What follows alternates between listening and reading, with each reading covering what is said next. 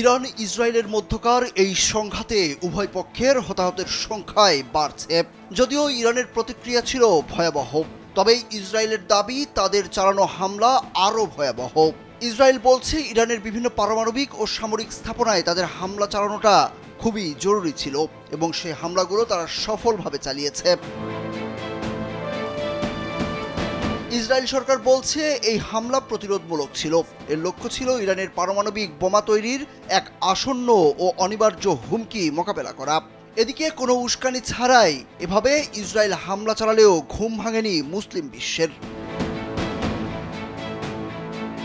আর এটা ওইটা না, কাপড় ধোয়ার একটাই সলিউশন, চাকা অল ইন ওয়ান। তবে এবার ইরানের ওপর ইসরায়েলের হামলার নিন্দা এবং নির্বাচনী পদক্ষেপ ছাড়াই জরুরি ভিত্তিতে উত্তেজনা হ্রাস এবং পারমাণবিক নিরস্ত্রীকরণের আহ্বান জানিয়েছে মিশরের নেতৃত্বাধীন ২১টি মুসলিম দেশ। কাতার ভিত্তিক সংবাদ মাধ্যম আল জাজিরার এক প্রতিবেদনে এই তথ্য জানানো হয়েছে।